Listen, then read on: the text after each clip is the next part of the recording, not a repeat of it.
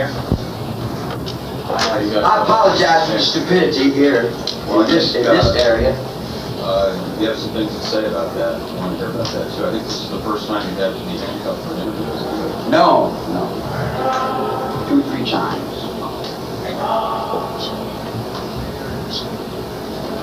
So how do I do it? Chip. Close the door. The door.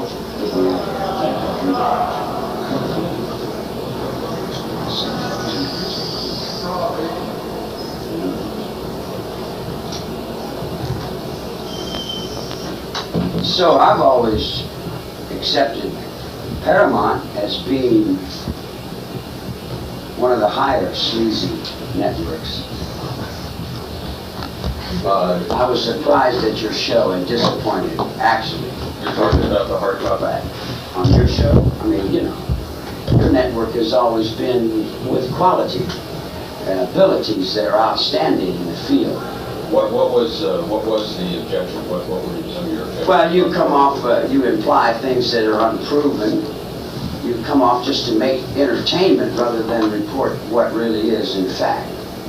What is in fact is that the people around me wanted me to be what you called rock and roll singer. I wasn't even thinking of anything like that, you know. I do what I do. I ride a motorcycle and I play a guitar. And my road is mine. I keep a gun in my boot and a knife in my pocket, and I do what I want. I'm free, pretty much. And people come around me and they like my music, and they say, why don't you do this, this, and that, and so forth.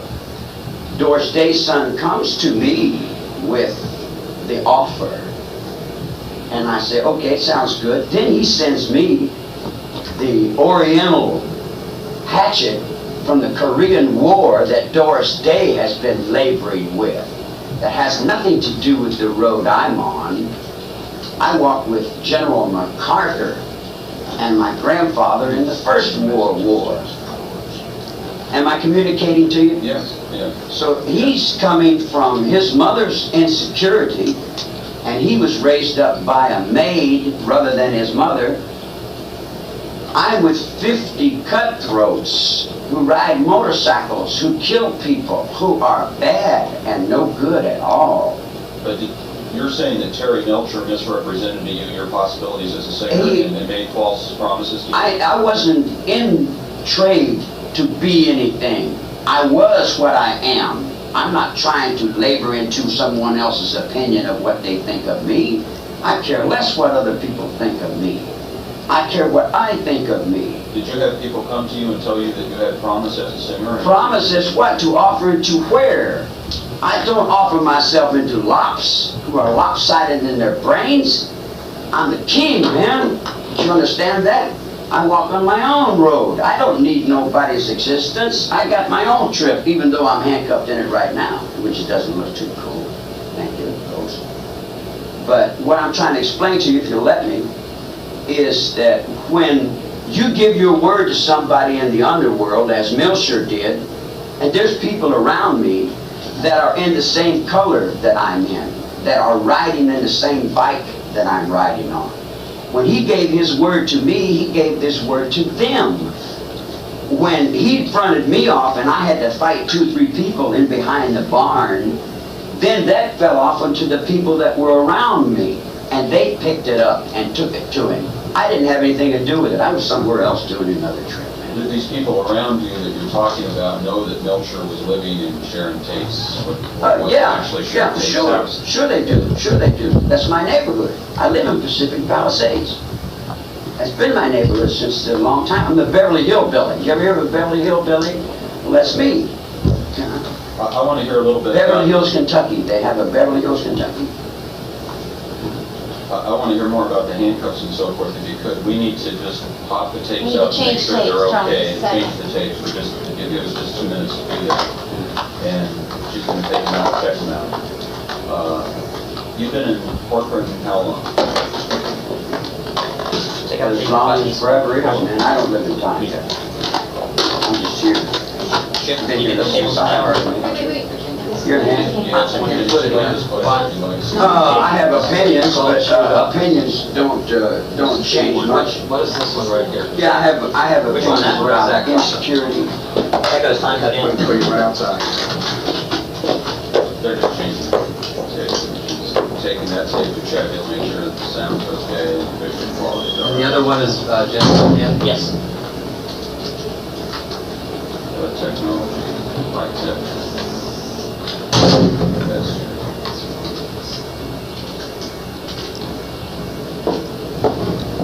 Chip, you have a problem? Yeah. why we brought the camera. The one was bound to work. So it's not the camera, it's just the, it's okay. Is there a? Are you getting two something? Yeah. 229? You need to get this one in here. So where's the other young fellow that was working with you before? The cameraman? Yeah, He works at CBS now. yeah, You know, the interviewer, Bill Stout, he died. yeah. Yeah, did you hear about that?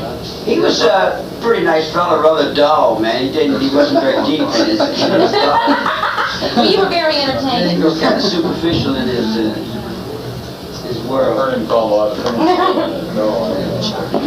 Well, I mean, you've seen him from a personal view. I'm talking about professionally. Yeah, Professionally, he was he was a pretty well opinionated. He had his mind pretty well made up, man. He was stuck in 1950, about 1955. His brain was done. That's when he started. That's when he was first. Yeah. You okay, Chip? Yep. Okay. It's difficult for you people to stay up with the minds of the people that are controlling your minds. That's another thing that I would like to chastise you for. We're on, so go ahead. You know, Go right ahead. you say I control the minds. How am I convicted as being your father? Your father's the one who controls the minds, and how can I control the mind any more than my mind has been controlled? What is the mind? You come into the words, and you use the words of English to say what the mind is, but then you don't even know what the mind is. You think you have a mind? There's no such thing as I have a mind. The mind belongs to God. God is the mind. But yet you come up to me and say that I control the minds of your children. And I've only been back in this country for a couple of years. I've been in Mexico, I've been in Spain, I've been everywhere in the world fighting bulls and doing other things. I wasn't even thinking about the acid world. But you're aware that in the parole hearings that Principal Atkins and Houghton Watson have all said, Charles Manson, through the use of LSD, controlled my mind and made me do the things that I did. Okay? That's You're what aware they that they're said. saying that? No. They've said that at many occasions at the parole. They have. I haven't heard it. And If they have, I haven't heard it. that's been their continual statement, that Charles Manson used drugs to control me, and he sent me forth. All right? We'll just show you how silly that is. Anybody that knows anything about drugs, the only way drugs control your mind is they'll control your mind until you can get it. And then when you get it, then you're gone. You take the drugs and leave. No. LSD doesn't control anyone's mind. It may actually work in the opposite. It may uncontrol your mind. But control your mind for what? Control your mind for where? It's all explainable. It all could have been explained. But Vincent Bugliosi is a Roman Catholic. And Stovich is a Jew from Poland. That's why they have a Polish Pope now. It's because they didn't want the truth to come out. They wanted to sell this helter-skelter off into the public's mind. So they could sell and buy this game that you're playing now, which is insanity. What about Helter Skelter and the Beatles? You've got another war. That's insanity. That just come up from somebody else's imagination. It had nothing to do with me. It come back like this. It can be explained, but you can't explain it in a half-hour show. You know, there's so much, and it's so vast, and it's so awesome. It's so much. Right now, you're in a holy war. I told you 20 years ago I had the oil and gas in the desert. I told you 20 years ago, get back to the horse. I told you your atmosphere's dying, man. Did you predict what's going on right now? Right this second, it doesn't. I predict. It does not predict. A blind Indian could look down the road and see that the dust is on the road. You know, you see the foot tracks going down the road. You say, "Hey, man, you're going off into the plastic on fire, battle, blah, stab the battle." I mean, you've got a problem. You've got your brain messed. Little sisters, room up on another level of thought.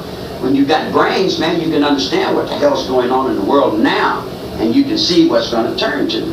It's going to turn to oil's got to stop, or you're all going to die. You're running out of air.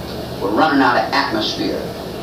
General Motors and Toyota don't want to accept that the atmosphere is dying and you're not going to have any breath left if you don't stop those automobiles.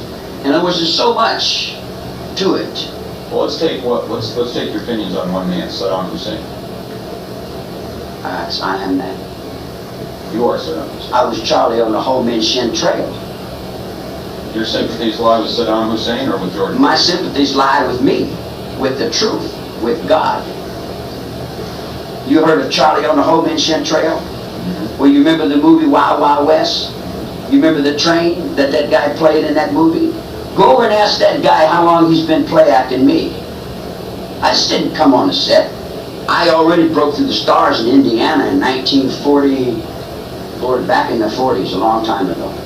A long time ago. I've already been through this a million times. They tell me that inside here you still are getting a lot of mail and a lot of people are... I'm alive. What you have to say. I am alive. You people have some idea that just because you're locked up in jail that you're dead. There's a whole back world out there. There's crow gods and there's lizards. I got a whole desert out there running, doing all kinds of things that you're not even aware of. Does it please you that a lot of people write to you still? Please, please. I have no please or displease or pleasure or displeasure. I balance in the wisdom of all things, man. I'm not in trade for buy and sell. I'm not in that same thought that you live in. Do you write back to any of these people? I write back to everyone I get a chance to. And what kind of message do you give them? Add water, Which is air, water, trees, and wildlife. an environmental message of sorts. Life, God. God is life. God is the sun. God is all life, and the moon. And the balance of all earth is air that we breathe. First, order. Water that we drink. Second, we need. Trees that give us both. If you're cutting down 4 billion trees a day and nobody cares. You don't even care for the children. How are you going to stop this war? You won't even let your children out to stop the last one. The children that are busted that you blame me for are your children. When are you going to start taking responsibility for your own children? You want to blame me for what they did? For mind control? It's kind of stupid, actually. Maybe I influenced. And it's possible that some of those people still might not understand the whole picture of what I'm saying. People were impressed by my music. They liked my music and they wanted to follow that music. They followed that music and they did what they did. It's not my responsibility what they do. I walked with them. I told Patty. When Patty said she was going to do what she did, I said, take these glasses, woman, come here. She came over and I said, take those glasses. I said, if you've made up your mind to do this, and this is what you want to do, are you prepared to face this? And she said, yes. I said, well then, drop those glasses off on the floor, wherever you go, and leave something witchy for me, will you? In the underworld, I am not obligated to stop anyone from committing a crime, because crime to me is not by the same definition as crime to you. What may be a crime to you, I would take advantage of in the darkness and the shadows of that light and order into the perfection of my world, the road I live on. But back to Patricia Kremlin, are you saying that she got the idea to do those murders herself without any suggestion? She got the ideas from a circle of people called red, blue, gold, and yellow. Those circles are set in what's called the rainbow. And Squeaky Fromm is red. She gave her life to this country for the rights of the common people. She's doing life in prison. Nobody cares about it. They don't even look at it. They just turn their back on her because they can't face her. They claim her, they pick her apart, they destroy her in 1,000 ways. You know how the world is. And then there's blue. She just got out of prison. She just flew from the east to the west. Sandra. Then there's gold, which is Nancy. There's yellow, which is Patty. I can't believe Patty would say Patty don't lie. I've known Patty for 21 years and I've never known her to lie about anything. It's not in Patty to lie. Patty is an honest person. She's a straight up woman. In fact, she's a very powerful woman. She's a good woman. And I have a lot of respect for her. Are you still in touch with her? Yeah. I'm still in touch with all of them. And what do you say to someone like Patricia Kremlin? I would say, she knows what I would say. I am her. She is me. We are one. We're all together. It's always been that way. I mean, whatever you say yourself is what I would say to you. Do you think that Patricia Krenwinkel, Leslie Van Houten, and Susan Atkins ought to be paroled? I think they should not only be paroled, but I think you should do exactly as they tell you to do and get in their will. Because they're the rainbow people. And without them... The parole boards say there's... Parole board's a bunch of stupid bureaucrats, man, who are laying up on the dollar bill, dripping gold markets and playing Chinese politics with Nixon. Nixon's already sold this country out 3 times. The country's already gone. We're sitting in the Bank of Hong Kong somewhere. I heard Japan just bought your studio. Is that right? Not ours, but most of them. Yeah. In other words, like... Not ours yet. Yeah, you know, along with your money goes the knife that's protecting your money. And who's protecting your money? I was the only one protecting your money. Nixon wasn't protecting your money. I was protecting your money because who was going to fight for her? Me and Bill, we would fight for her, but who else would fight for her? Ain't nobody going to fight for her. If they're ripping her off in the alley and it's dark, who's going to go back there and help her? Nobody. But stupid people like me. That's why I end up in this mess. Because your children came to me. I didn't come to them. They come to me weak without a father. They come to me weak without truth. And they ask me, can I stay with you? I got no place to stay. I said, well, I ain't got no place to stay either. I'm a child also. Well, where's my parents, you know? My father died in the war, so my father's the war. And we're locked in the war. So I put the war on my forehead and I say, look, let's stop the war. If we don't stop the war, we're all going to be dead. It's going to kill us all. We can't afford this, man. And there any intelligence among you? So stop the war, we're going to lose the economy. You're going to lose the economy anyway. Get yourself a hoe and start growing some corn. Get you some chickens. Get back on the ground with it, man. Get your horse. Get in behind them wagon wheels and start all over again. If you don't, there's going to be nothing left. Now, let's say you were paroled. Would you work on these environmental things that you talked about? That's what I was doing when I was arrested. Because some people, and I've talked to guards at other institutions who say that you've told them that you would just go out to Death Valley and become a hermit. I mean, what would you do? Sometimes. Here, that's where I was at before. See, here's the thing. Why are we doing this? What is our reason for this? Something to do. When you've got all the money in the world, why do you do anything? I'm not working for money. And they say, well, you're working for women. I've got all the women in the world. I got 35 old ladies. What am I going to work for women for? They're cooking for me, man. I just sit around and play music. Music is my world. I just play music. I play music and I was planting trees. I was into putting trees out. I put a whole bunch of trees out in the desert. Fig trees. Trees was my life. I love trees. I like animals, you know. People, I don't get along too well with people. But animals, I like animals. I like animals. I like horses. And I like people. A little bit, not much, a few people. But I'm a pretty lugubrious old man, actually. Once I was a different kind of person, but that isn't what I am. Really hasn't got anything to do with what it is. But you're saying you have changed? Changed. I change from every minute. Change constantly. I'm in constant change.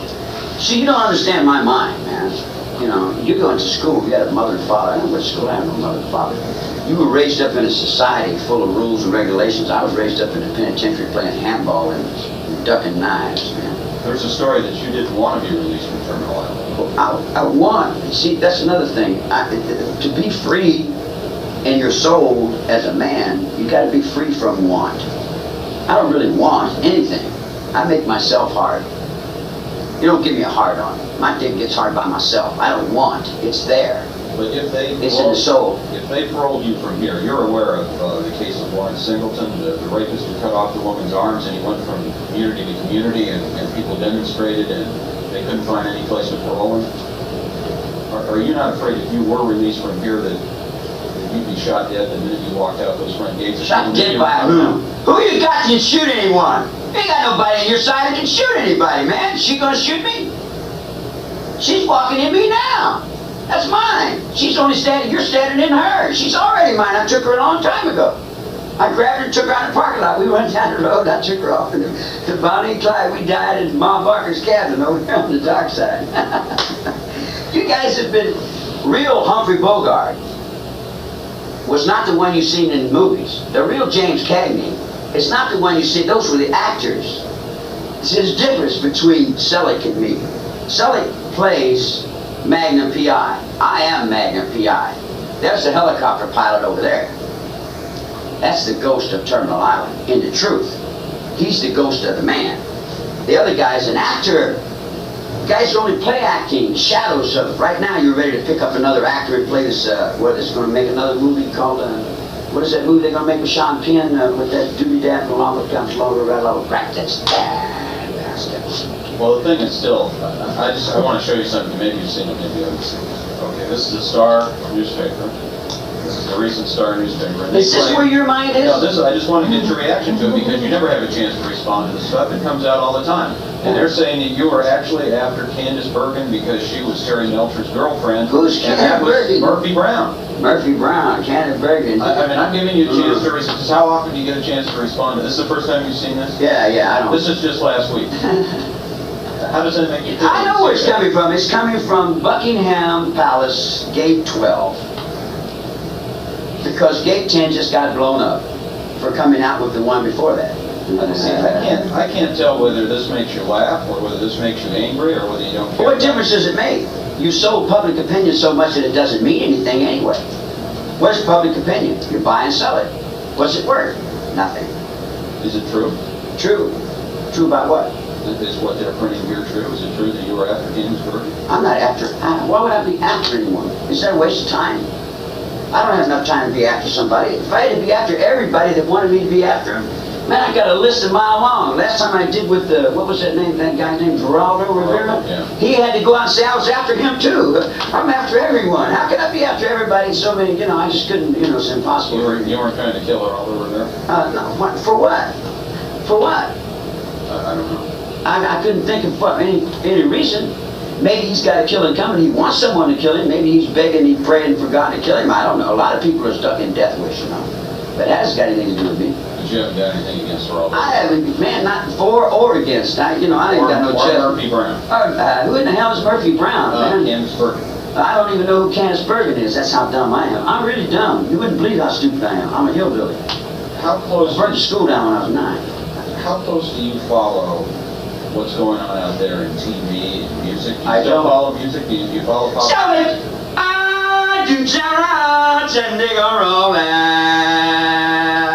I live on another level, man. I live on another level way far away from you guys. You live on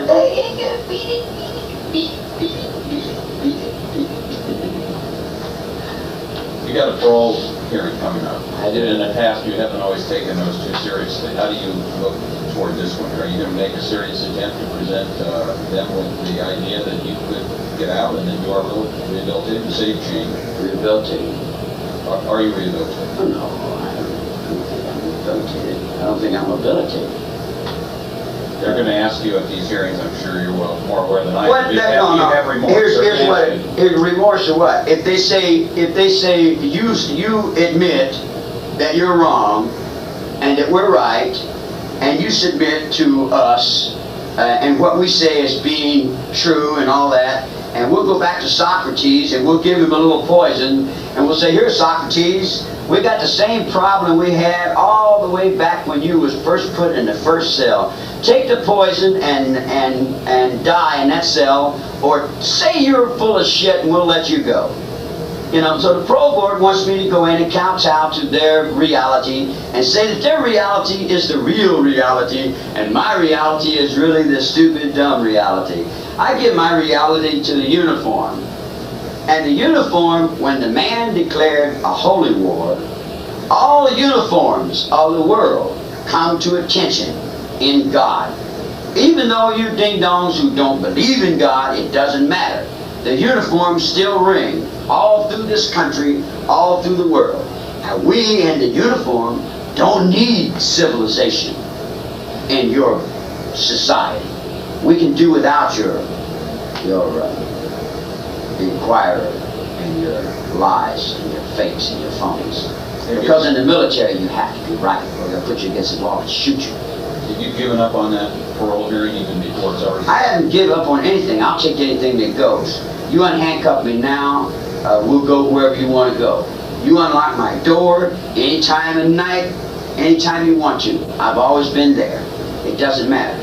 Let me ask you about the prison routine here. kept by yourself? How does it work? Where do you eat? Where do you exercise? What freedoms do you have? Freedom's probably the wrong word to use. I don't have any freedom. What is your? I don't have any freedom. I'm on 4-point restraint. I'm strapped down to a bed. I'm locked up completely in everybody else's insecurities. And the stuff that you say about me on the TV the other day, it falls right on me, and I got to carry it. The reputation.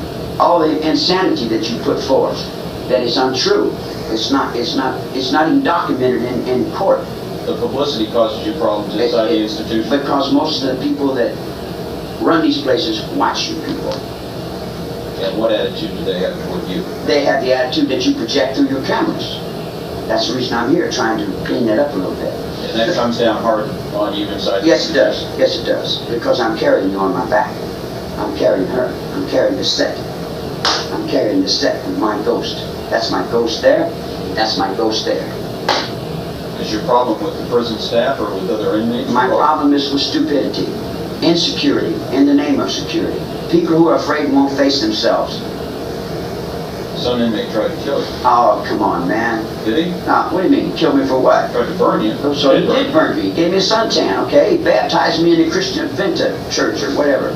That's up to me and him. It's got nothing to do with nobody but me and him. And he wasn't trying to kill you. Kill me if he tried to kill me, I'd have been dead. He killed his own father. He blew his father's brains out with a shotgun in Pasadena.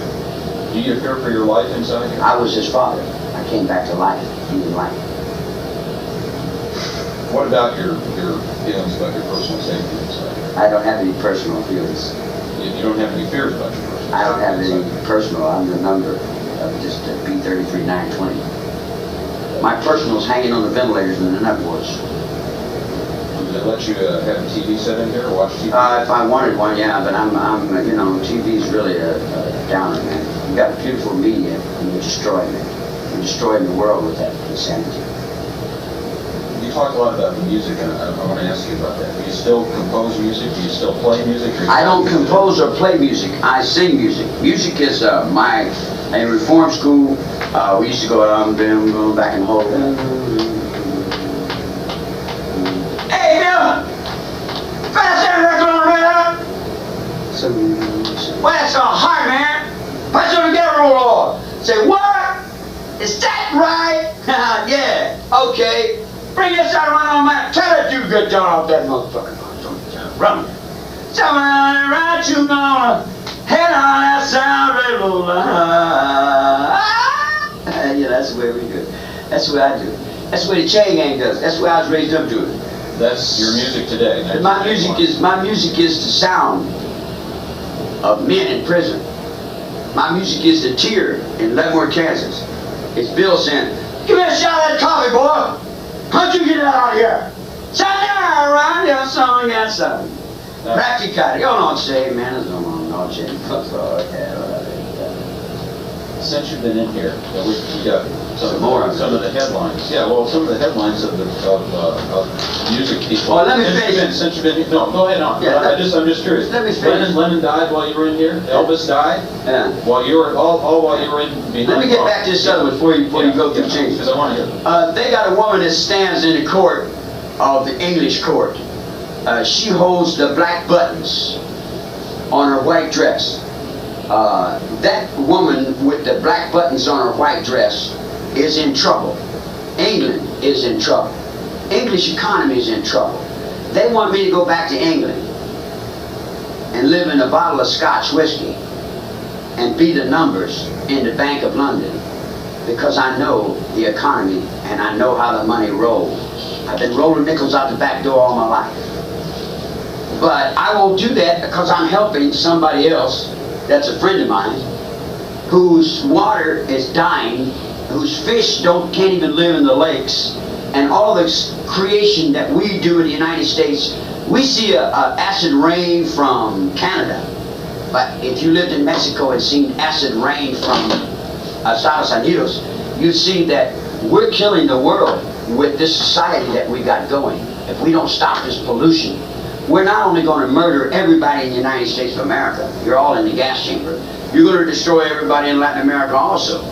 You're cutting down the trees so fast that we can't even keep up with it. You're polluting the water so quick with your soap and your toothpaste and your shaving lotion and your after-bath stone with creams and your booby long damels, flocks, and you won't change your reality, man. You won't even look at another reality. You keep blaming it off on me and saying it's all my fault. You've convicted me for being Christ 3 times. Christ 3 times. You never give me a defense. You never let me call one witness. How could the district attorney be anything other than the fair child of the world and be the winner when he's got me handcuffed, locked in the back room, and he's made a deal with Israel so they can have machine guns and what's that other guy's name? Saran, whatever, what did you name him? Saddam Hussein. Saddam Hussein, yeah, he got rocks to fly to shoot around, you dig? So all the people that keep stabbing everybody on the back over on this plate in the courtrooms that you call justice, when Rusty's got my gun out there on the highway in Wapner's court because he was the bailiff. You see what I'm saying? In other words, I'm a spider with a lot of legs doing a lot of different things. And all you people who keep putting that shit out on the air, I'm going to give you another reason why I'm here. I'm here to help you a little bit. Because the guy next door to me said, Charlie, I know you and I like you. And you've helped me out of a few tight situations, and I owe you one. I said, what's that? He said, I seen that show on TV the other day, and that's wrong. I get out in 8 months. Is there anything you want me to do? Now, what do you want me to tell him? Do you want me to tell him to come and see you? Do you want me to be the guy you're trying to make me? Do you want me to be the guy that orders people to die? Do you want me to be the dispensation of life and death? You convicted me for dispensating life and death, man. The fucking President of the United States can't even do that. The fucking Chinese don't even have the power to take over people's minds and control them. How the hell are you going to convict me for doing things you can't do? You convicted me for being father of this country, man. You gave Nixon my doom buggy. He put it up on the moon and played another act over on somebody else's game. And then what are you doing to me? You're locking me up and I got to carry all the insecurity, all the fear, all the doubt, I got to carry the whole thing on my back. Not only do I carry it once, I carry it through. And when I carry it through and you're supposed to pay me, you don't pay me. Dukakis, you cheat me. You let the black people out, you let the Mexican people out, then you throw me back down to represent the white people, and you say, here, guy, you're going to hold another wave of racial balance for us. Then I have to hold all your fears and insecurities on the dark side where the knives run, where the dynamite's going up and down the road, where there's all kinds of insanity. On the Charlie Ho Man Shin Trail, when the U-2 pilot was busted in China, or when it was, no, Russia, when Powers was busted in Russia, I was in the same position I'm in now. The only thing is you changed wars, and instead of a U-2 pilot plane, you've got now flying in the sky a plane called Adwa. Right, you changed tapes. You know, when you're talking about the money thing, we've been served notice by a gentleman who I'm sure you're familiar with, named Robert Hendrickson, who shot what was called a documentary movie called Manson. It was out in theaters. There was another man involved in that named Merrick. Yeah. He's not dead. And we used a couple of short clips from that movie, and we tried to find this guy. Now he's found us. I'd like one to get the tapes changed. Find out if you were satisfied with what they did in that movie. I never see it. I never watched none of that. I never see that. You're aware of the movie? Yeah, yeah. I'm not hung up on myself. I mean, they were there, and they shot. Now, what they did was they snuck around the back and they stole everybody's stuff. They stole stuff from people, they lied to people, they cheated people, they burglarized people's houses. They did all kinds of devious trips to make that movie. They did all kinds of bad things to make that movie. Did they have an understanding with you before they started shooting? I mean, did they come to you and say, No. They just came out and started? Nobody has. Nobody has. They just brought another Marine off the island. Every time they bring a Marine off the island, it's the head of this country. And they brought it off the island, and Bugliosi signed his name to another book, where a convict got out of jail and went to the island and lived with the Marine. I just read the first half of it. Yeah, well, now here's the thing. They're living all in that fantasy land, and they're taking your minds off into that garbage can. That's pure bullshit. Well, there's a movie being made of that book also. But it's all fantasy. Your whole lives have become entertainment, and you've lost sight of reality, man. You can't even get to the public's mind unless you go through Entertainment Tonight. And then when you go through Entertainment Tonight, you know what they do with the film? They take it to Czechoslovakia and shoot their leaders. Because they see that what I'm saying is true. You're gonna die, man. You got movies about the mafia talking about, wow, we're going to make this hit. You got movies about James Cagney and all these guys, but the reality of that is that on some levels, that was a reality, man. Some things you cannot do. You cannot steal my music.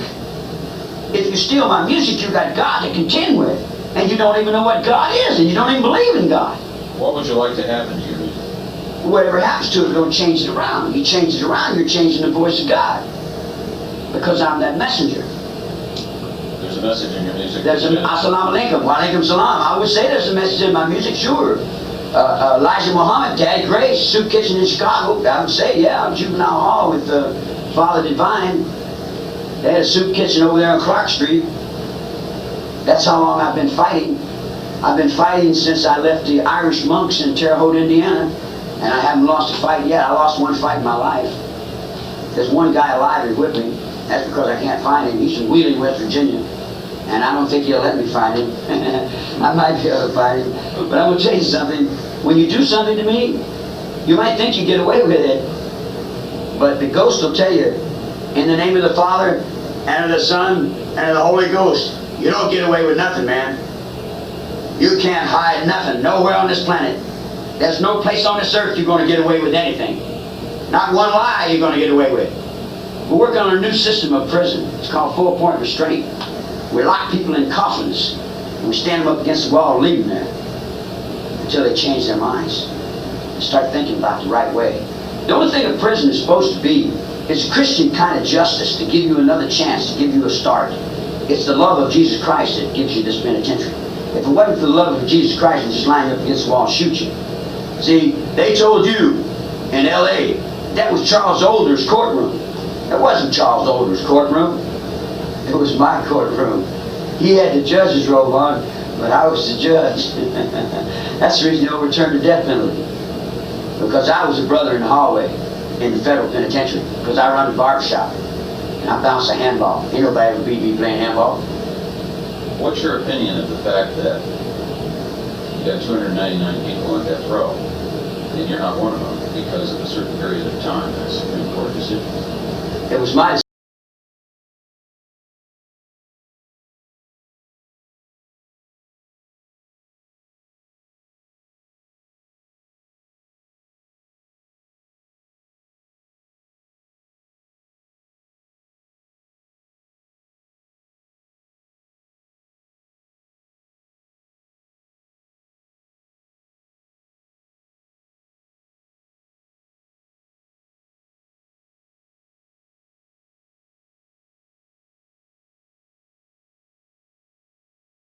Do you believe in the death penalty? death penalty. Is it a deterrent?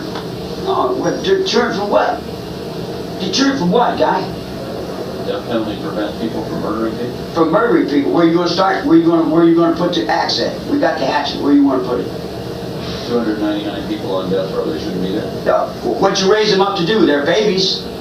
You got a baby in a cradle, you're telling, baby, won't you light my fire? Baby, won't you want a revolution? Why don't you do it in the road, kid? Go over there and do that, son. Go over there and do that. And all the kids run around. You lead them off into the nut boards, and they're in their fucking nut boards cutting their wrists, writing, I love you, Beatles, all over the wall, hanging themselves. And the Queen of England said, how much money did we make on that? How comes they got music in this country coming from England? How comes there ain't no white music in this country coming from this country? How comes only black music comes from this country? Because Johnny Carson gives Doc Severinsen 50 cents, and he gives the Jews the balls in this country. And they give him the action on the music. He's got all the young girls, he gets all the pussy. I have to stay on the motorcycle and catch what I can out in the dark side, on another dream. You guys are all screwed up in your heads, man. You're selling your own asshole back through your asshole at least 3 times.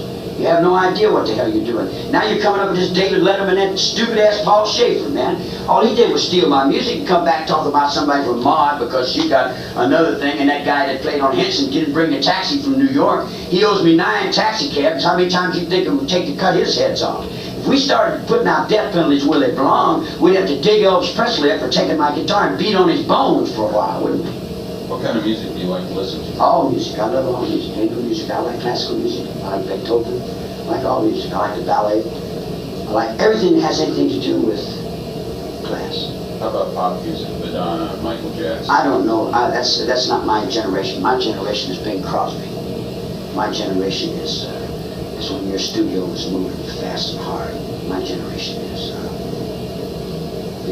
Mills Brothers up the lazy river by the old mill run. I'm still in that. See, you don't realize how much the music has over the mind. The music controls the minds of your children. If you go out in the desert, you see the donkeys. I used to watch the donkeys. All the Jenny donkeys will get in the middle. And all the male donkeys will get off in the mountains and they'll sing. They don't fight each other, they just sing. And then the Jenny donkeys go to the donkeys that sing the best. And it's pretty much the same thing. What you're selling with Michael Jackson is you're selling that black man's blood. You're mixing blood with Michael Jackson. You're putting him up to be like you did Elvis Presley when you were selling the Indians, when you put half Indian up. You don't approve of the way that Michael Jackson and his music? I don't approve, disapprove of anything. You're not a Michael Jackson fan. Yeah, I like Michael. I like all Michaels. All the Michaels of the world are angels. I don't dislike it. It's kind of a waste of time. You were talking a minute ago about Judge Older trial. Is that something that you still think about every day? Still think about a lot? It's in my mind, for me, forever, for always. I'm forever guy. You know, I come on the set, everybody's going, I come in going, and they say, what are you doing? You're crazy? You say, no, that's just what I do. And they say, wow, look at that guy, he's no good, he's crazy. And then pretty soon, I leave, and they're all going, and I go back and I say, hey, you're only doing what I was doing. You're only doing what I was doing. You're only playing cool because I said cool out to be played. You only, Fonzberg wasn't really the Fonz. You only play acting my lane. You only play acting my cool. You only gas on the boat get it wrong. That's the Jackson doodly boom bomb. Man, yes, that's the roller back and roller ho ho. I live 1,000 years a day, man. Why won't slow down and look at something too? You know, you steal me, you copy me, you play me. You run me off to be somebody else and change my name. Then you change my color. Then you give my guitar to somebody else and James Brown comes out and tells you, I'm your soul father. And then all my kids are dancing to James Brown. And who's James Brown's kids dancing to? And what's that African lady doing over there starving? She don't even wear no shoes. But then you bring me a half white, half black woman. You tell me, here, I got nice Saks Fifth Avenue shoes. I got diamonds. I got a new car for you. I got a Rolls Royce. You want to drive around? And I said, well, I'd rather have a cornfield. I'll take the woman with no shoes because she can feed me. See, all you can do is give me things. And those things ain't going to be lasting too much longer. I want to get over here on the ground. I want to go out in the desert and plant some trees. I want to secure my uniform. I don't care about your politics. I'm not voting for you. I don't give a fuck if you like me or not. As far as killing anybody, I kill anybody I want every time I get the chance if I feel like that's what I want to do. Are you saying you're still dangerous? Whatever. I wouldn't be dangerous to anybody that told the truth. I wouldn't be dangerous to children. I wouldn't be dangerous to anybody that was right.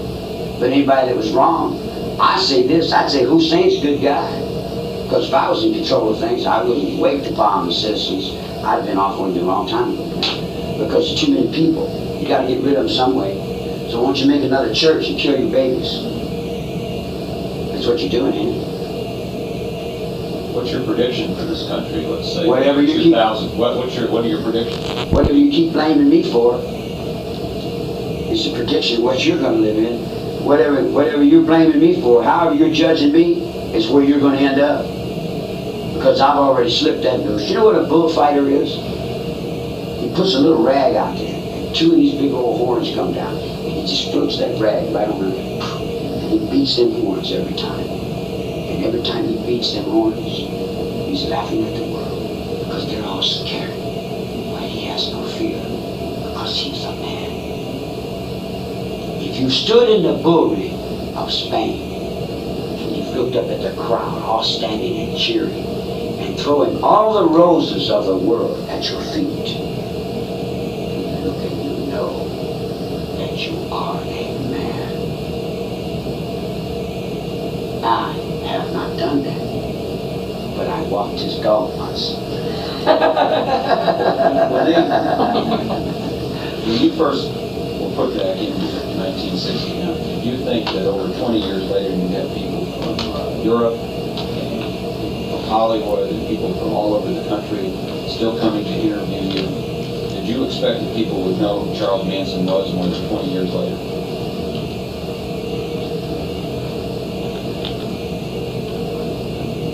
How do you think I would expect? I don't anticipate. I live right now. I'm standing on the end of the nose. You know, I don't live like that. I don't think like that. I'm hurt.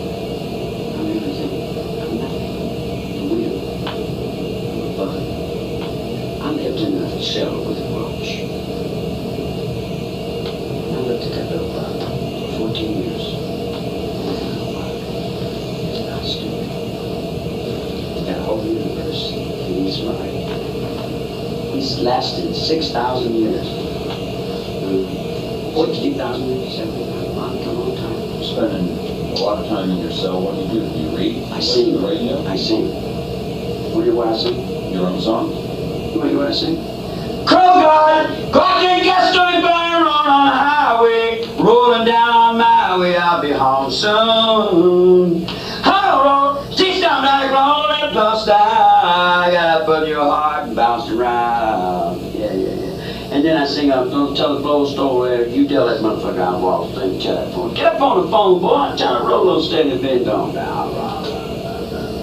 You show me right.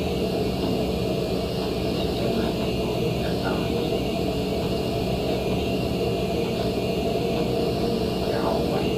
I'm the black person left. You know, I haven't asked you anything at all about religion.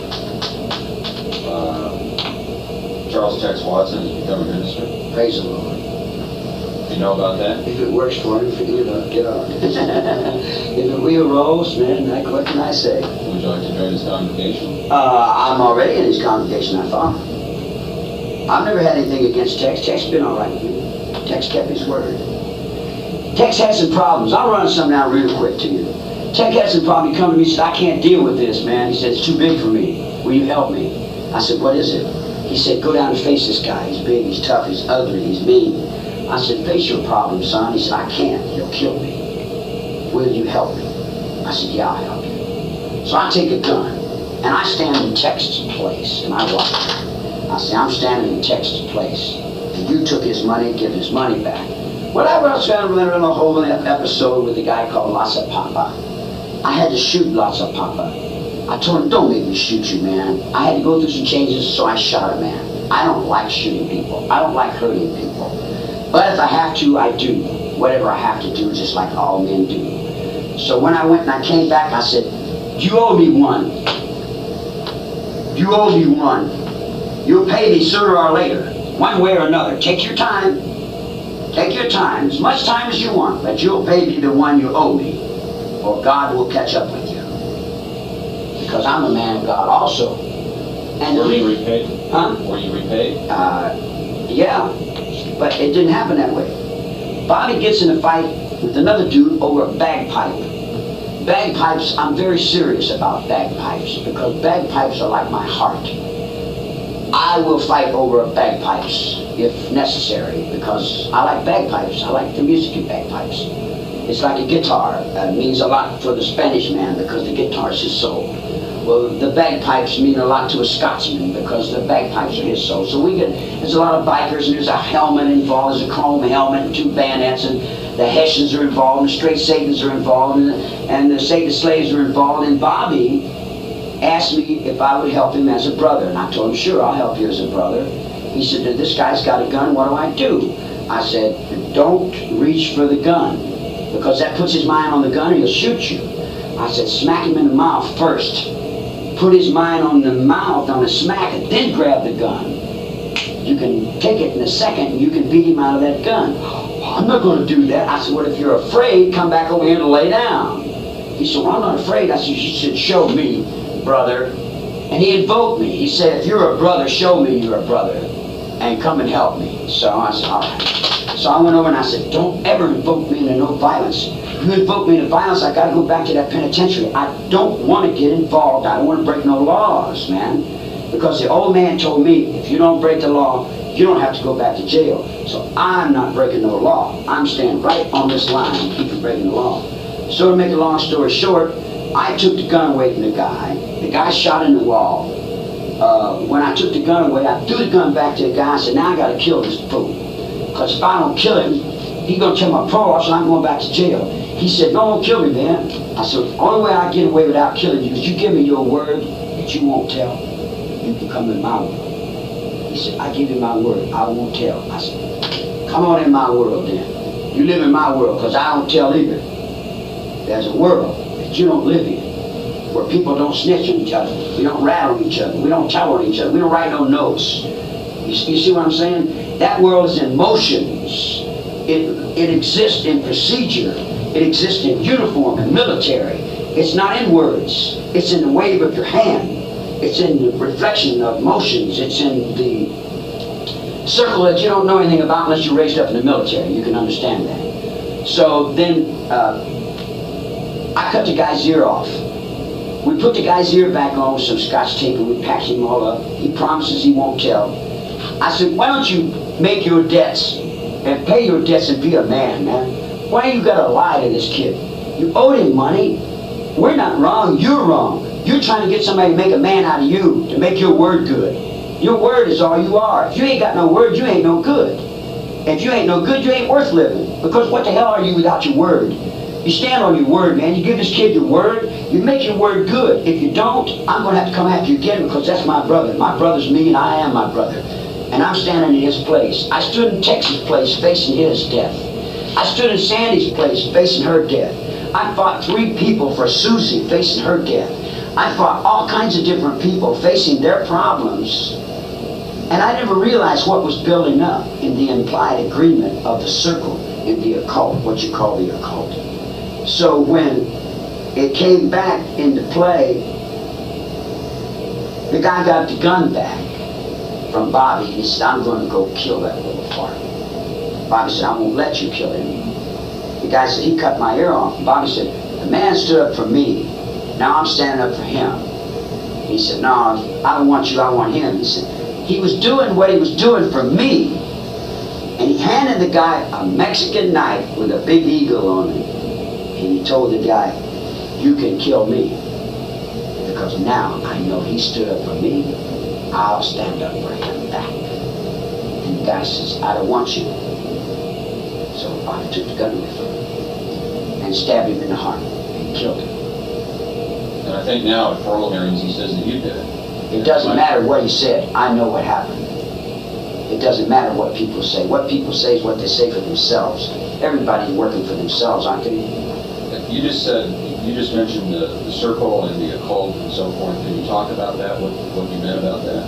Well, whenever someone does something for you, you owe them that back. If you let them do it... That's not really occult anything. Occult about that. That's a circle of implied agreement. Applied agreement is a spiritual circle of monks that have hoods that give their lives to God, man.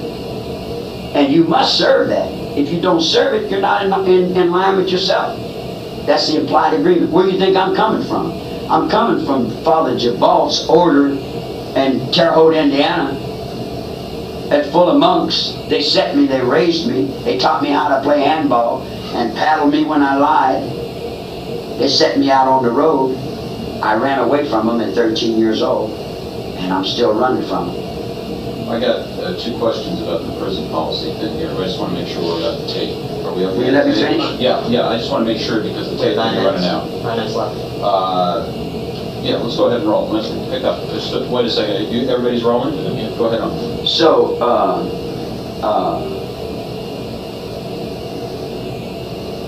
20 years does a lot to people. It changes their minds about a lot of things. And when they can see that they might be able to tell a few lies and get out the door, not too many people won't tell the lies to get out the door. Would you blame them if the lies were about I wouldn't blame them if whatever they did. I don't blame them. I don't blame. I don't carry blames. I'm not a blamer. You could take the rap if they... Take the rap as a tap. That don't mean about no tap. That ain't about shit. Listen, the dude came back and said to me, he said this, it's cool because I killed the dude. He come and give me the knife. He said, what do I do? I said, Jesus Christ. Now you got me involved in bullshit. When he killed a dude, that got me involved if accessory after the fact. That's the most that you could have convicted me for legally. It's accessory after the fact. Because all the judgments that I had made in the 2.5 years that I was in Los Angeles are only the judgments that I was taught by the man. Only the judgments that I was taught by the brother. Only the judgments that I was taught by God. And I know what the court is, and I know what judgments are, and I know the guidelines of life and death, and I know the dispensation of that life and death. Now listen, when Bobby stood up for my life, after I stood up for his life, I owed Bobby one. Tex owed me one. I crossed both legs, and I said, Tex, you pay Bobby what you owe me. You owe Bobby one, pay him. He said, how do I pay him? I said, don't bother me. I'm busy. I don't care how you pay him. It's none of my business. You make a mistake in letting me do something for you, you're dealing with the devil, mister. I don't cut no slack in my act. I don't play no bullshit with nobody. I don't lie. I don't want to be lied to. I don't fake. I don't want anyone faking on me. You do me right, you'll get right back. You don't do me right, you'll get it sooner or later. So whatever you do, you're doing to yourself. It doesn't matter. If I'm helping you, and I'm serving you, and I can't serve you right, then evidently there's something inside of you that ain't right. Because all I'm doing is serving what you asked me to do. It's the same thing with Tex. Tex kept his word all the way to that gas chamber. As far as I'm concerned, Tex is a man, and Tex is okay. Tex never took no witness stand on me until said anything bad about me. Nobody but Linda Kasabian said anything bad, and it took him 17 days to pump that out of her. And all she said was, I think he said, go in there and kill somebody. Well, she could think pink elephants until Mama Africa comes home, and it still doesn't make elephants pink. Is Linda Kasabian in any kind of trouble right now? Is Linda, I don't know, I imagine Linda Kasabian has to do whatever Linda Kasabian does. I'm not in the business of judging people, man. Not really, you know. I'm not in the business of blaming or condemning, criticizing or going through all that insanity. I live in the world of right now, what is, and I don't. You've got no grudge against Linda Kasabian? Right. She For helped what? put you behind bars? For what? For what? For testifying against you? Against me for, she testified, she has to live with what she does. She has to live with what she says. Her waters are not running. And she's not in any danger from you? Why should she be? She gave me her daughter. What about? Rumpelstiltskin. What about your kids? You got her daughter right over here. What about your son? 23, 24 years old, back in New York State. Have you ever talked to him? Has he ever tried to contact you? I've got a whole lot of sons, guy. I got a whole chair full of sons. And this guy said, I got a whole prison full of sons. No, I'm talking about a guy who's... Hey! Yeah, what about that? I don't mind. Stood them on candles from the world at high. For you go now. Stop. Just reflect it. You become a part of me. You never know me. You never see me. You don't reflect me. You come to me and you say, hey, I'm your son. I don't know who you are. You know, you don't belong to me. You got nothing to do with me. Tell me, I don't even know you, man. How could you be my whatever? You're not curious about it? Curious about what? About what he's like? So why should I be curious? What, isn't it? If you know everything, there's nothing to be curious about. You don't want to talk to him? I am talking to him right now. You'll listen. What would you like to say to him? What would I say to him? The same thing I was saying anyway. You're all Manson. You're all my children. You convicted me for being a father. I told the judge, hey, man, did you see what you're doing here? He said, I said, look, man, you're convicting me for being responsible for everything, man. Don't I even get a defense? Can I call in witnesses? No defense, no witnesses. So when Tex and I went in to the Baryanka house, there was a little dog out there. It's funny, dogs just never bark at me for some reason. I grew in the worst neighborhoods and the dogs just never say nothing, man. The dog lived? The dog lived? I don't know. I went in. We went in, and Mr. Baryanka was sitting at the couch. I asked him if he had the black phone book. one from New York City getting older. You ever heard of a guy called Frankie Carbo? It's an organized crime thing. Yeah. But what was put out was that you never knew Lino Laviano before you went into that. I didn't. I knew Frankie Carbo. Frankie Carbo knew Lino Laviano. Everybody said that you took that house by chance. I picked what house by chance? The Laviano house. Everything we do is by chance, or nothing's by chance. It's always perfection. Want to dance, what will dance? Go on, There's I all kinds of interrupted. chances. I interrupted. The black phone book. And he said, what do I know about the black phone book? And I told him, I was sent from God to get the black phone book. I told him, don't lie or die. And he said, yeah, I got the phone book. I said, give it up. I'm God Father now. So he gave me the phone book. Then why did you get killed? I don't know. I was scared. We're talking about Tex. I'm no expert on prison policy, but as I understand it, Tex Watson has a wife and 3 kids by way of conjugal. Tex Watson has a wife and 3 kids by way of conjugal visits since he's been in prison. And that the policy here is that you don't have any physical contact with anybody. You talk to them through a glass. How does it happen that Tex Watson has 3 kids and you don't even have any physical contact with anybody? I guess Tex is smarter than me. Tex is a pretty smart boy. He's got a college education. He reads and writes pretty good. All them guys are pretty good. If you're stupid in jail, man, you're locked up all the time. You got to be smart in jail to get out on the line. I'm not too smart. I'm smart on the back of a motorcycle, and I play good music. But other than that, I'm stupid. I mean, I don't know how to read and write that well. I'm a downhill builder. I'm pretty stupid. I'm still in grade school truth. I'm still in Sunday school truth.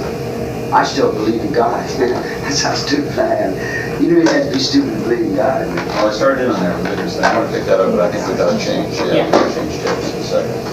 Because we really You're gonna cut this up and make me look like a villain again? I'm going to present what you say as fair as we can. I think you've been right on it. Been talking about all these things and setting the record straight. Okay, let's look at it this way. They convicted me in a press. They didn't convict me in the court. They convicted me in the meeting. Took those first tapes out of question. Where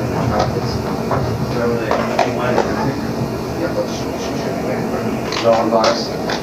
I'm going. 4. You have bars on these already? No. You got 4? You want this channel 2 on? Is she okay? She never got back. No, I don't think she was just going to check the tapes and stay out. I don't think she was planning on Where going was she back. gonna stay? At the truck. She's at the truck. And is that all right with the guard? She She can at come the back truck. if you'd like, whatever you'd like. What See- truck are we talking about? Next You 30 truck. had a man Channel on 30. the mountain Channel 30. yelling at the top of his voice. Everything that is becoming extinct. That's how.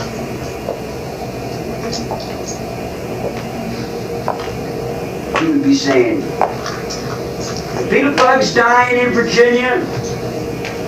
Cobblestone in South Africa won't live no more. Most in the mountains of Australia, the bumblebee bug is leaving.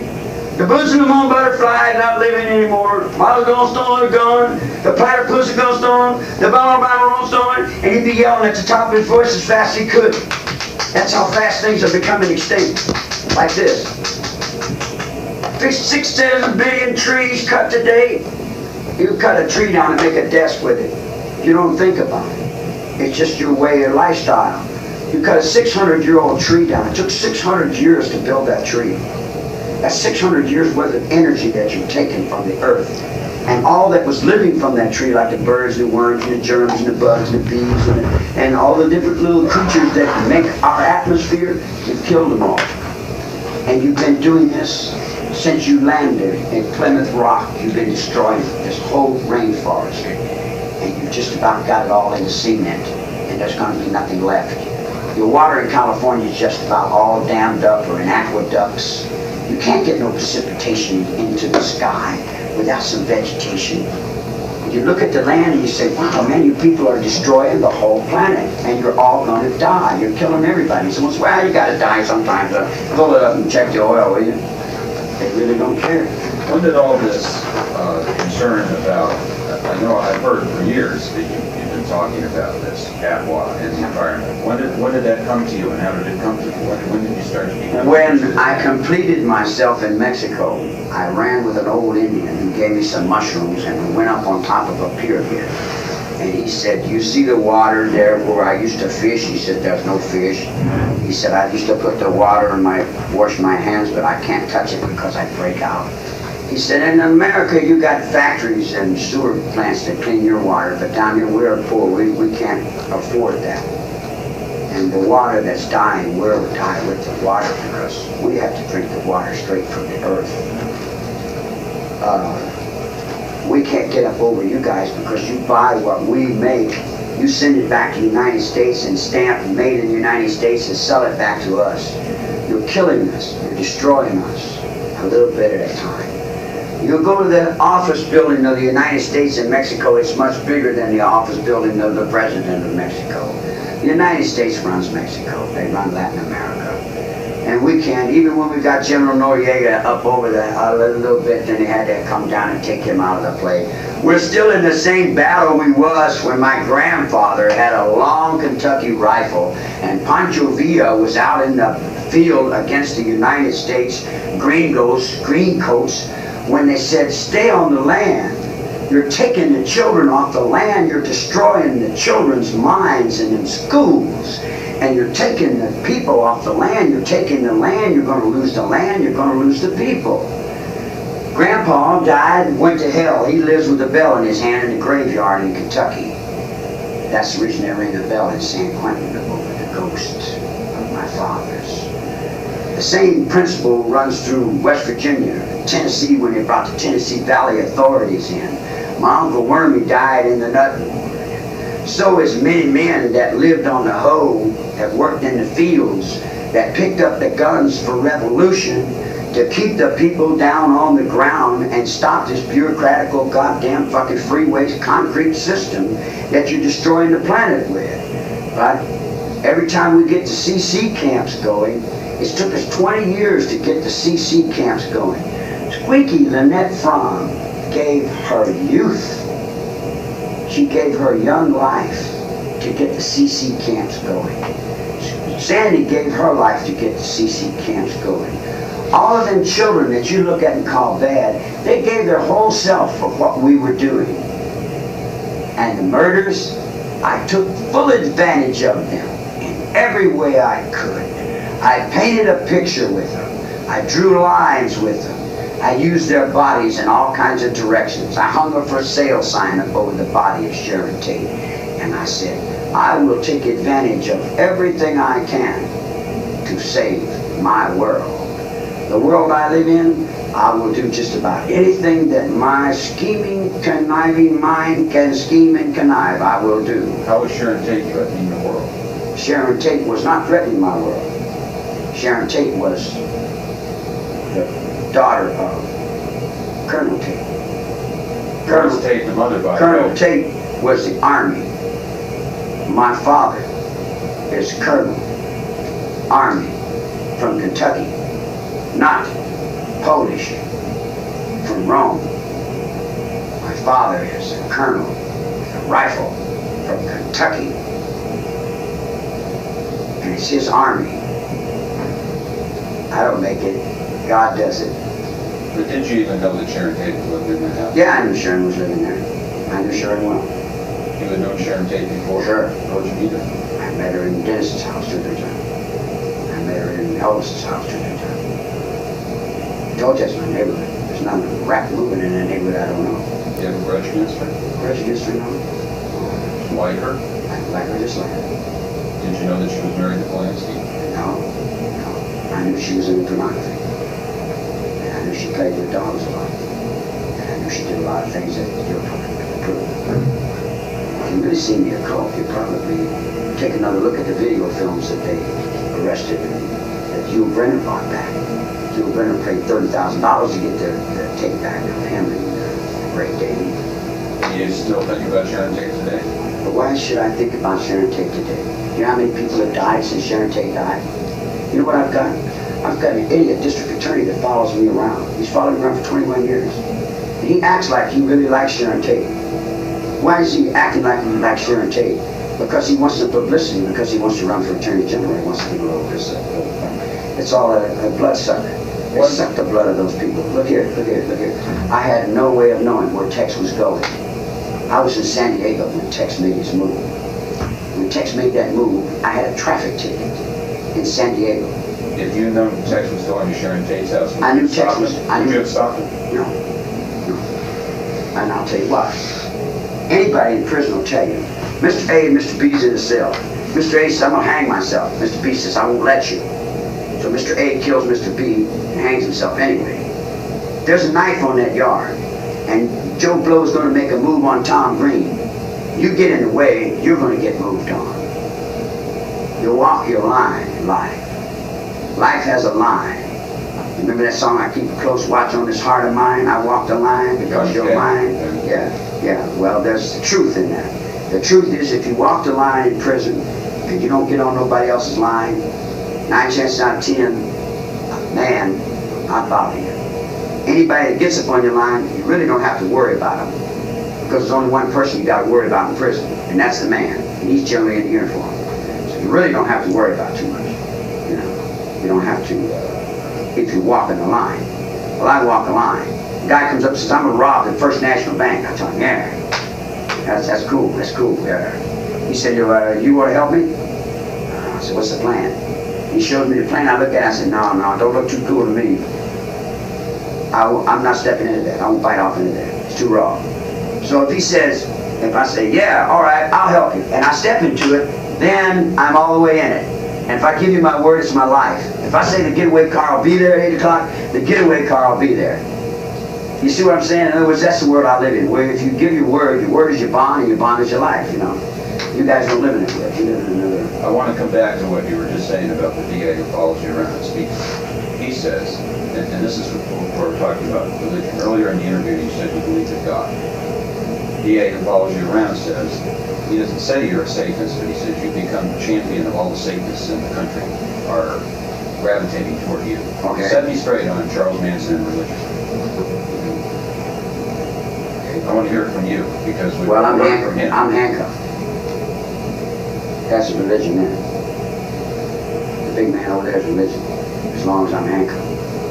When I'm on that handcuffed, then I'm religion.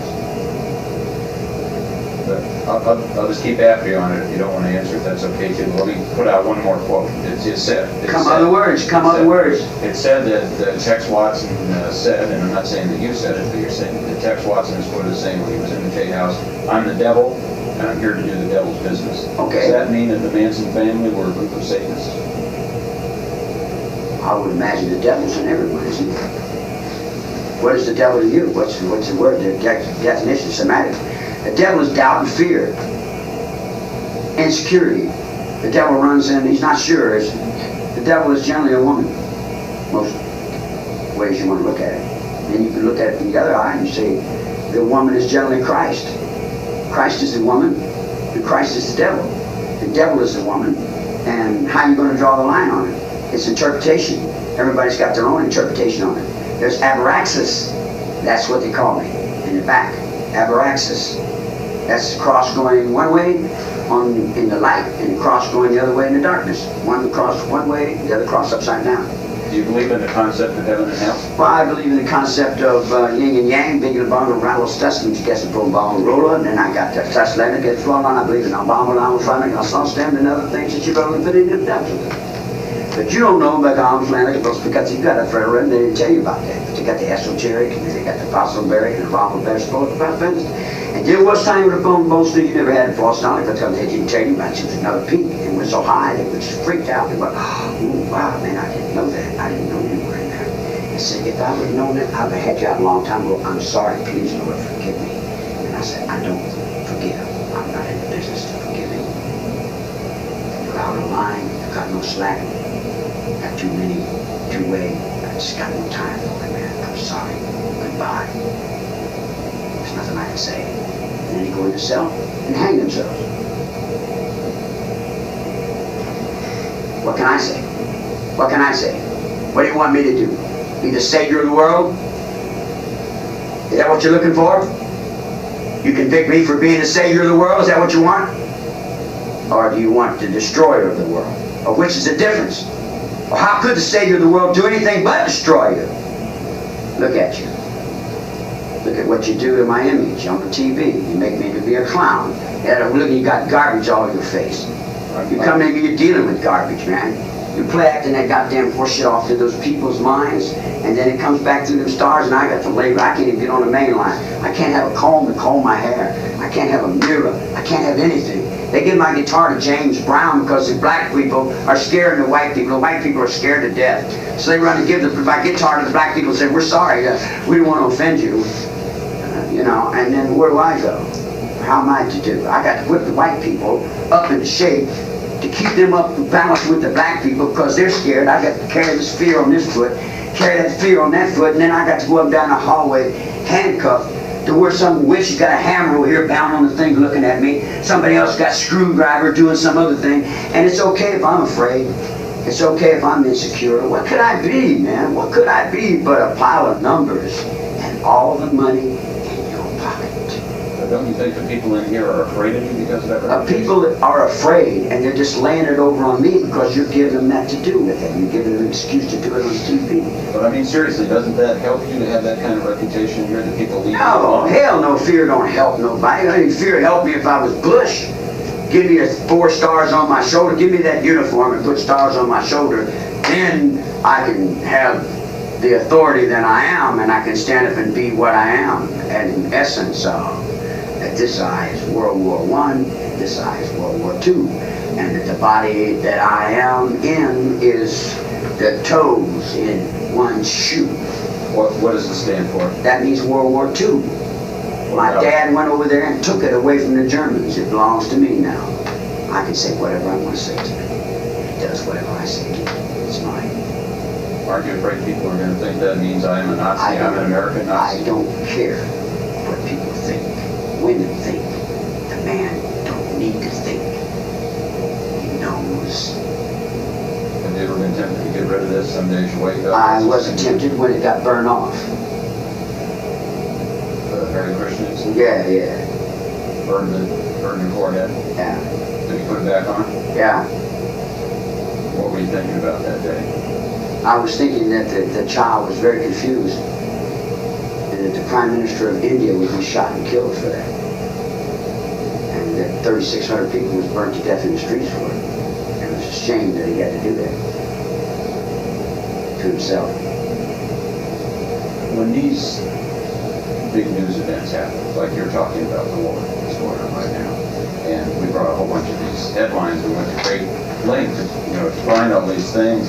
John Lennon, Jonestown, Nixon, Royal Honeymoon, all these kinds of things, Patty Hearst, all these things have happened since you've been behind bars. How do you find out about these big news events? I already know what's happening before it happens. I already know everything. What's going to be the next big news event? We're going to kill all the civilians In Iraq? everywhere in the world. There's only going to be uniform left. World War III? No, the end of the world. You really believe that's coming? Yes, how can you? I mean, you got eyes in your head, you got ears to hear. A deaf and dumb Indian could tell you with his nose. He could smell it and tell you. You go over and sit on the hill on the side of L.A., and you listen to L.A. in the morning. You're free. And tune your guitar. And then you come back about 10 years later after you've been in jail and bling, bling, bling, bling, bling, bling. You say, ooh, wow, man, you went on three notes. You went on 3 notes, man. That whole town is lifted, You go where there used to be grass over there, there's no grass there. They got apartment buildings. Oh, wow, man. You go where there used to be trees, there's a filling station. Wow, man. You go where you say, well, you got a little patch of green over here. I mean, how the hell are you going to breathe? Where are you going to get your air? You get your LA forest can't even got no trees in it. The bees can't even live in LA. The butterflies, you can see butterflies in LA. Let me ask you about, we talked about the rest of the future, your own future. Do you expect to get out? Out? I don't know. Yeah, Out. I mean, no, I mean... I don't have any out in my mind, man. I am out. You're locked up. I tried to explain to you that was my courtroom, and the ghost of truth. The world that you're in will fade and die. The world that I am, I still got dreams. I'm a beautiful woman. I'm a beautiful woman. But you're not resigned to staying in here the rest of your life. I'm not resigned. I'm not resigned to staying in here. In here to you is what's in here in your mind. Can't you understand that? In here to everyone has in here what is in here to their mind. That's got nothing to do with me. I may end up being a doctor in here, helping people. I wanted to open up a suicide clinic where everybody that wanted to die could go and commit suicide, and it would be legal, because a lot of people want to die. And they try to get you to kill them, and then if you kill them and you do them a favor by killing them, then you got to go to jail and go to death row for it. A lot of people on death row are only up on death row because other people pushed them into doing it. I've got a little brother that's been 14 years old when he came in jail. He didn't know anything of what he was doing. He's on death row waiting to die. He's never been outside since he was something like 14. And then he was only out, I think, a couple of years. The guy's never been out his whole life. And all he's done is what you put on him to do. You put stuff on people to do it, and then they do it, and then you blame them for it. You put poison in my ventilator, and then I got to come out of the cell and fight the cops, and you say, look, that guy's no good, he's giving the cops a bad time. I'm pushed and pulled in 1,000 different directions to do all kinds of things that I don't particularly want to do, but I don't have any choice. Do you? Do you have a choice?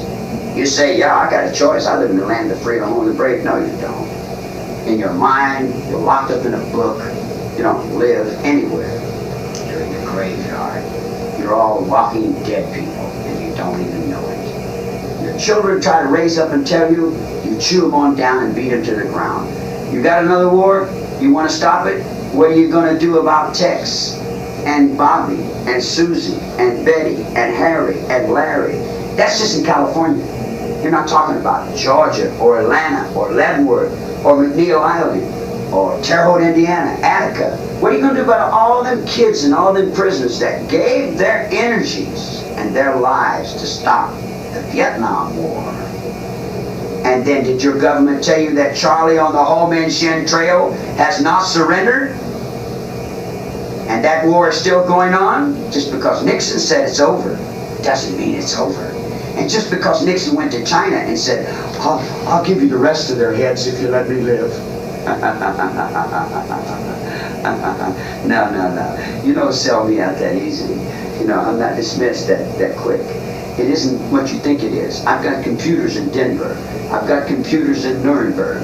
I've got trials and courts in the military. I've got the Navy to deal with. I've got all kinds of things that Bush is a little baby. Bush is a little girl. And you can tell Sullick and all them other people that keep playing my little girl off to make me a little girl in their world. I'm a little girl in their world. But over here, I'm still a stupid jarhead Marine. I'm still an Army corporal. I'm still a Marine drill sergeant. I'm still in the uniform. I'm still in the Salvation Army, and I'm still out there on the railroad, going over and getting a bowl of soup every once in a while, and drinking some wine, and walking up and down the alleys of your streets. I'm still here. Even if this body of Charlie Manson doesn't get up in the morning, God help you. I am here on this planet Earth. And what you make of me is what you get, what you see. It'll come to you. Linda letter, I think, was instrumental in the interview, so I was wondering whether she has any You questions. wanted to ask me about the Beach Boys, I think. Oh, yeah, about the Beach Boys, about Dennis Wilson and all that, and that whole music thing.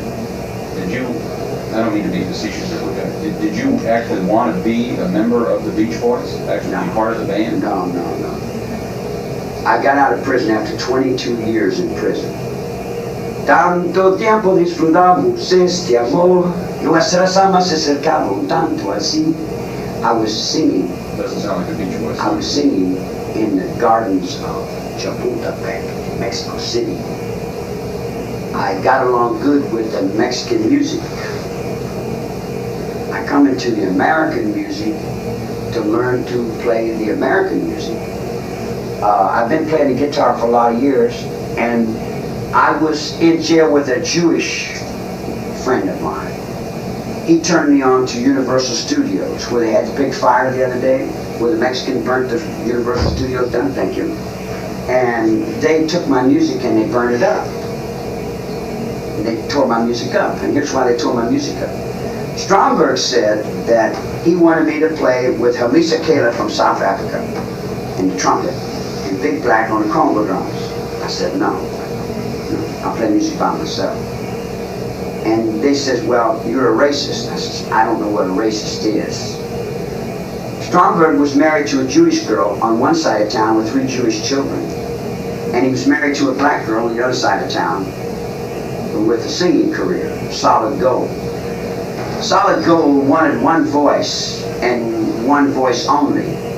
And they wanted to mix all races together and make one people. And they wanted to do that through the Universal Studios and the music. They said, you become a part of what we say and do what we say and enter into this agreement with us to do that, and you can have the music on the next movie that we're making, The Second Coming of Jesus Christ. This was before the movie came out, Jesus Christ Superstar. I was in Cary Grant's apartment because it was free rent, because Cary Grant was in London and he wouldn't be around, so I was living in his house for a while. Who gave you that deal? I did. Find my way in and out of whatever I wanted. Found your way in. That's what I say. I don't know. I just went into Cary's pad because I knew the homosexual that was the clerk, and she was a friend of mine, or he was a friend of mine, or we were like friends together, or however you want to play it. But that's where I was living. So. This guy sent me to Gary, and Gary was picking my mind like you're doing now, asking me what I was going to gospel the booby bop line, and he knew, along with this other guy, that I was in the Christ thought because the Jewish have been feeding on the Christ thought for a lot of years, and they know things that they never tell the Christians. That the stock market in South Africa goes up when they sell the guns and make into revolution. The Christian preachers get scared and they sell all their stocks. And then they'll pick the guns back up and the stock goes back up and then they'll sell them all back and they make a big profit. There's a whole thought in between those people that is just perpetrated and completely on money. And money's the only thing that they live for. I don't live for money. The money's all mine anyway. I live and dance in and out of the money as a play, but I really don't get serious with money because money is a game that I invented out of my mind a long time ago. My mind is really old. I got an old mind. So in this old mind of mine, I look at that little kids, and he wants to make the second coming of Jesus Christ, and I tell him, Quasiquato is 2,000 years older than Jesus Christ, that Jesus Christ is a little God in the universe, that the universe is a big, big universe, and there's all kinds of gods in there, man. I mean, there's gods in there that are older than David, you know? And I got nothing against nobody, but this is the game he wants to play. He burnt my music up, and we ended up as leaving, but we weren't enemies, because I don't accept enemies that are alive. We left, he went his way and I went my way. And then a girl from a nuclear physicist and the nuclear mind came into play from the angels of the diamond market that came into my window and said, I belong here and I belong to you and here is a ring. She gave me a ring with a lion with a diamond in its mouth. And she said that I was hers. And I said, okay, I'll accept you. I said, go over and to my brother over there, take your clothes off and give yourself to him until I call you. So she went over to him and submitted to him and flew through the Bank of America. I think she's the president of the Bank of America somewhere now. And she's got my money off in some other games. And you see, in other words, I'm much more than the district attorney's mind was about this big. Well, you said you're living in Cary Grant's house, you're living in Dennis Wilson's house. Were there any other celebrities in those days that you were living with? Or was there any other celebrities that I wasn't with? It was my bed. How about some other names? It was my bed.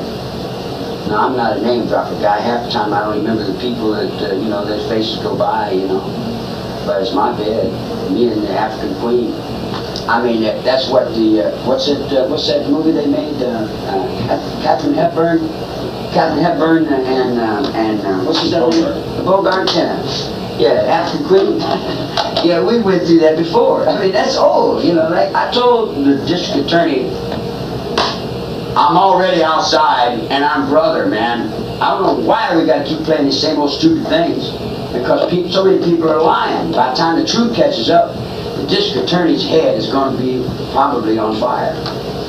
Because I was standing in his place when the guy threw the fire on me. Because actually, I was Hare Krishna in 1954 out on Sunset Boulevard. If you go out there, you know that little retreat they got out there at the end of Sunset Boulevard? Yeah. We used to go out there. Maharasa Yogananda was there. That was back in the 40s. I don't look as old as I am. I'm really old. Really old. I'm so old. It's just... Is any of this communicating, or is Very much so. Yeah. I just wonder whether there's anything more that you want to say, because I'm in pretty good shape. Yeah, there's a couple, I think we need to change tapes. There's a couple things I want to Yeah, add. let's go ahead and change change them. tapes and then... I see all these guards looking like they want to... Well, I'm not sure how much time I have as far as... we have 2 more minutes, just a couple quick Yeah. things. Right.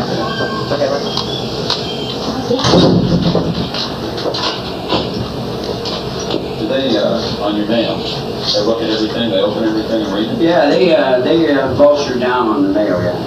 And are you sure that when people send you gifts and so forth, does it get through? It doesn't matter if they get through. These cops are in my body anyway. How many letters in a week would you say you get? I don't know, it varies. I used to get about a couple, 200-300. A week? Yeah. Now, Charlie, you said you were upset with our show Hard Copy that aired a couple weeks ago. Now, I want you that aired a couple weeks ago. Now, I want you to think about it, and I want you to complete the sentence for me. I want you to say, I'm upset with Hard Copy because, and tell me why. Say it like that. I don't have a television in my house. And I'm upset with Hard Copy in this perspective. Would you start that again for me? Yeah. Start it again for me. I'm upset with Hard Copy on this level, from this perspective. Other inmates come to me and they say, Charlie, we didn't like what they said. We know different. See, you're supposedly a news program that's supposed to produce valid information into the public's eye. And you've got a lot of men in prison watching TV. You're playing your act to the people outside, and you don't realize that there's an inside watching also. And I liked you to start with on that program. Remember when I pinched you? I remember that. I pinched you for this reason right now, so I could tell you. I pinched you to show you that we were not in a dream. That this was reality. And I pinched you in the back when no one but me and you knew that I pinched you. So I like you. I think you're a good child. I think you're a good kid. And I think that guy that was working with you was a good kid. I think Bill was okay, you know. When you didn't send me a copy of the picture, I was a little upset. Then I figured, well, there must be busy, or maybe they blamed it on each other or whatever. But then I thought, if I let this ride, how many guys are going to think about you? I've got a lot of friends. You would not believe how many people have come to realize that I got a bum rap on this. On Hard Copy. On the whole thing. But when you picked up the district attorney's case, you picked up the point. You picked up you picked up the whole thing and threw it on your back as if I'm ready to carry this. You know, you're carrying 20 years of insanity. You put it all back into proportion, like we're all the way back to 19 whatever it was when this ding dong thing started. You know, it's like 2 or 3 other dudes said they didn't like it. Then I got a letter from a couple of my old ladies that just flew in from other places. And believe me, all of my friends that used to be nice little gentle flower children, they are very mad and mean old witches now, you dig? And they don't like a lot of the things that you people have been doing, see? So we want to try to get everything in line of where we're all in harmony and balanced, of where we can get a life going in this ship and get it to where we're going to survive. We got captain, lieutenants, majors. We got a few helicopters going. We got Blackhawks, and we got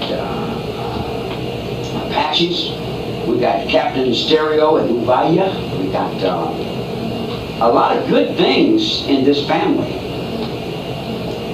And I think you're a part of it. Whether you really want to be a part of it or not doesn't really matter. You're stuck in it. When you came in to interview, I gave you the interview. You made your little career. You got your little dusty bust on. You got to step up a couple of romance and that road. You changed your name again, you know, whatever, you know. It's like a push-pull sort of thing, and then it's like, when I come back, you body slam me. Boom! I said, whoa, that don't sound like Linda Bell, man. I can't see that she would do that to me. So the guy from downstairs called me up. He said, hey, I'm writing those people a letter. I don't like that. Have you got any mail about it? Favorable or unfavorable? Oh, yeah. And he said, I'm going to write him because that's a bunch of bunk, you know. And I said, all right. He said, you know the reason they crucified you? I said, why? He said, because you didn't answer their letter. They thought you didn't want to interview with them. I said, well, I couldn't. I was on 4-point restraint over here, working with some other procedure with some nuts in uniform. Now, I understand that. Now, last thing I want to ask you is when we were at San Quentin, you sang a song to me and to Bill Stout. I believe it was an Elvis Presley song. No, I wasn't. Ain't nothing like a hound dog, was it? Yeah. Do you remember that? No, I'm not going to that. You won't sing a song for us? No, You don't want to I sing sing it? for my friends. I don't like none of you people. You don't like us anymore? Yeah, I like you a little bit. Sing an Elvis song for me. Huh? Sing an Elvis song. I'll tell you what, man. You take the handcuffs off, give me a guitar, and I'll sing. Well, sing. We can't do that. Just sing. Look into that camera and sing some Elvis for me. No. You got to give me a little red nose. You got to put a little red nose on me, man. I'm not an entertainer, guy. I'm really not. If I say I like you, that means I might cuss you out. Because if I even cuss you out, that means I like you. Because I don't even speak to people I don't like. You have to be in jail to understand me, man. I'm a mean old man. I'm a grouchy, lugubrious, lascivious dog. I'm no good at all. I'm just rotten. I'm terrible. I drink Scotch whiskey. I fall down. I stink. I don't shower as much as I should. I do all the bad things that are bad, man. I'm just no good at all. Well, if you're not going to sing, I guess that's all I have. Yeah. Dad, do you need anything else? I think you got your points across on each particular point of that. Okay, let me gather something in here. I'd like to say a few things. And then I'd like to ask you all a question. Are you going to give me an uncut tape of this? If that can be done. Okay. Write this address down.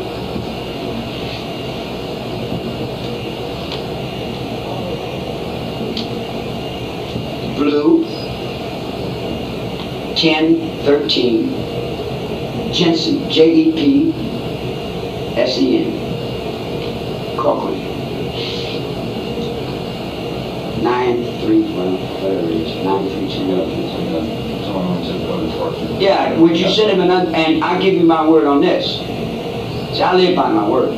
I give you my word that we'll not use it for any commercial things or play any commercial stuff. It's only a personal thing for this particular, it's an Atwa trip that I'm on.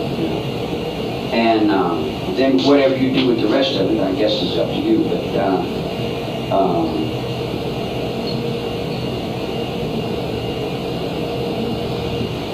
it makes no difference now that 20 years have gone by. If I'm guilty or not guilty is really immaterial. It doesn't really hold any balance to any particular reality that has anything to do with anything. Pushing blame in circles and play acting punishing someone else because you're not sure of something is really rather primitive. This day and age, the technology that we have, I want to say this to all of you. This is important to your life. When a holy war is called upon the planet Earth by a holy man, that there is a word that we use, God, that holds all the other words together. This holy war invokes all uniformed personnel into procedure. All uniformed personnel pick up authority as if we are in a war, a struggle with the enemy, and the fight is to the death. There is no slack in the act. There is no in between. There is no way you can cut it any different. You will fight or you will die. You will fight the enemy or you will be executed. You stood up against the wall and shot, because it's simple. When your enemy comes to you, he's coming to you to kill you. He's not coming to you to play video games. You're stuck off in video games. You're stuck off in technology. You think you're protected by your big government, but you're not. Your government can sell you out just as quick as Nixon did. And so did Bush, because Bush's mind is stuck off in the war of 1812 somewhere, man. He doesn't even have any idea where his mind is. He thinks the Japanese just bombed Pearl Harbor. I thought they bombed them all. But, you know, it's kind of silly, isn't it? That this comes into play, that you got to know this. And this is the only thing I've said to you that's made you all mad at me. Your enemy. You got to know your enemy. You know who your enemy is? You're the enemy out there. You're the enemy. You sit there fat, sloppy, you watch your TV, you kick back and you judge everybody as being wrong and bad, but you. It's not that way at all. It doesn't roll that way. You can blame me all day long, and it's not going to change the fact. Your atmosphere is dying. Your polar caps are melting. Your ozones are falling. The air that's touching your icebergs now is the air we put out in the 50s. By the time you get to the 60s and 70s, we are landing a new ship, a new millennium. Captain Quadro, C4, is at war's door right now. If the door opens, it's all-out war against you. You say, we the people versus the United States of America. It's the same when you said, we the people versus Manson. Because I was Nixon's divorce court on the Ho Min Shin Trail, on the Denver computer. That's my ghost. In the name of the Father, and of the Son, and of the Holy Ghost. Amen. Thank you.